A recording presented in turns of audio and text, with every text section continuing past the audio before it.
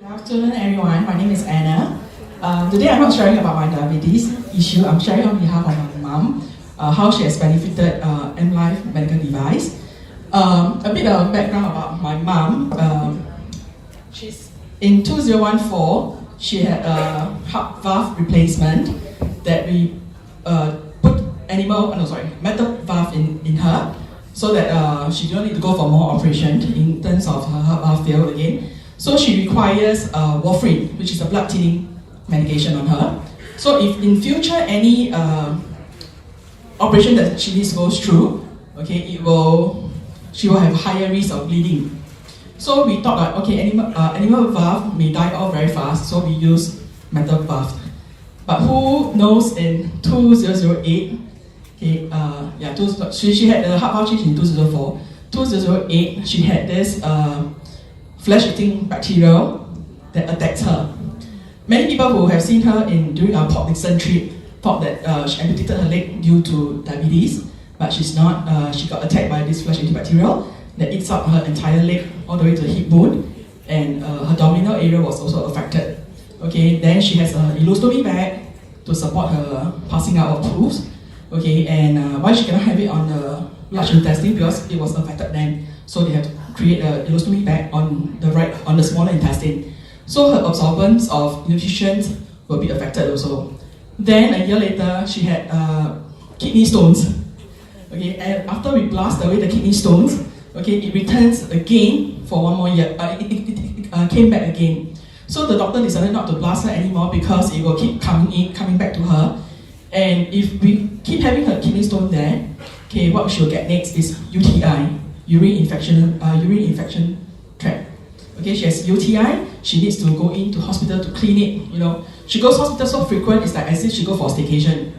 Her staycation can last from 7 days to a month or so. I feel very stressful because your mom seems to have a lot of problems. Yes, I'm also very stressful because I'm the only child. So I guess today's sharing is about the abscess and swelling on the right leg. She got her diabetes 3 years ago.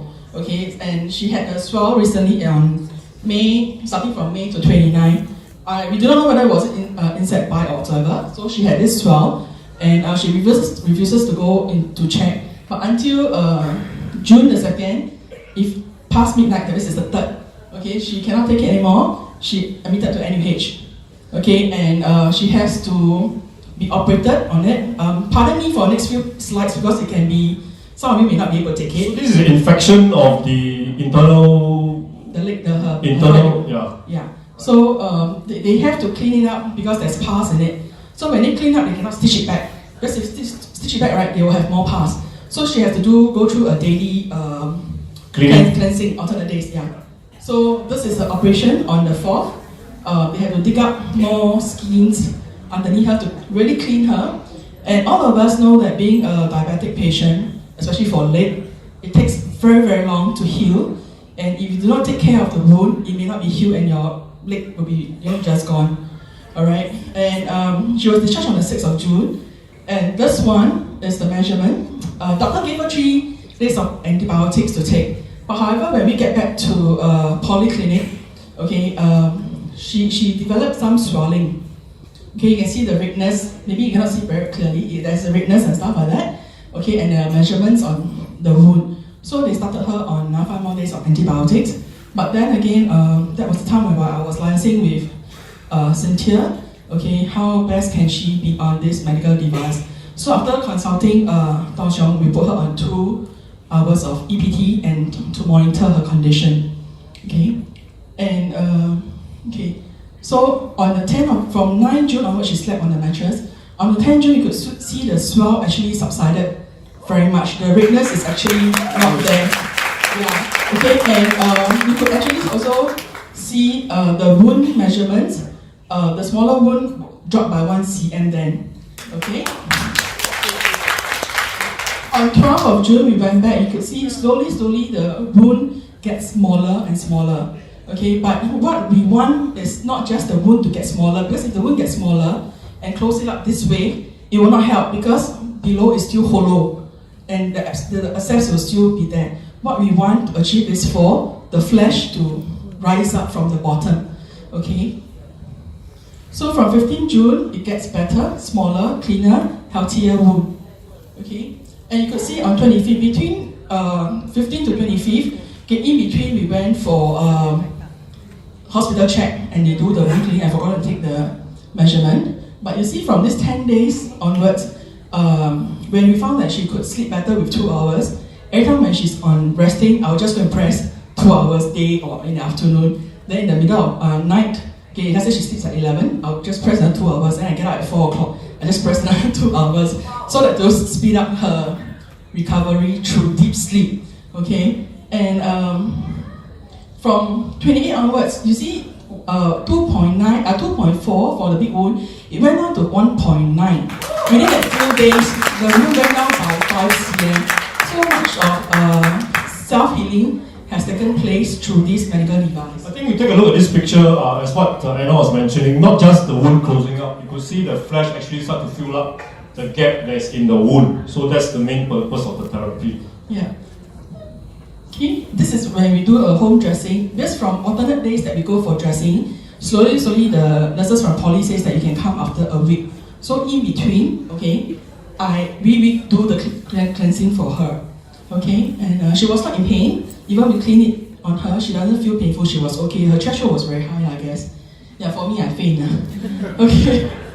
So yeah, this is on 5th July. Okay, the wound gets smaller, healing up, flesh coming up. It's very healthy. The nurses also got surprised. How come, seeing, because they see a lot of diabetic patients every day to wash their wounds, and hers is like, very clean cut and stuff like that. And this is what we did on the 9th of July at home also. It gets smaller and smaller, better. And this was yesterday that we went back to polyclinic to get it washed by them. You could see, as days goes by, it gets really small, the wound, and it's growing very well. Yeah, and I'm very thankful for this medical device that has brought into Singapore, okay, for all of us to use it, which I benefited, my mom has benefited. Okay, I'm a believer. I would like to take this opportunity here on stage. Okay, I have not grown my eagle wings yet, okay, but I will seize this opportunity. From the bottom of my heart, I would like to thank you, our founder, Mr. Liu, for God's wisdom to you, His far knowledge for you, in terms of knowing how this electric potential can help people on our self-healing. Okay, when it seems there's no alternative, yet God provided you, through you, provided us an alternative options through electric potential. Thank you very much.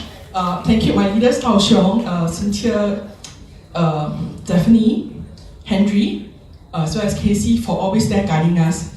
Also, thank you very much for the family friends that I found in this family, like Jessie, Mui Mui, Esther, Grace Ong, okay, and many more, for your support and guidance and your encouragement, as well as Joyce also. Okay, and most importantly, I also want to thank you for Henry. If not for Henry, who has come contact with Tao Xiong in one of his JB encounter sharing program, I would not know when would this device come to Singapore. So thank you very much.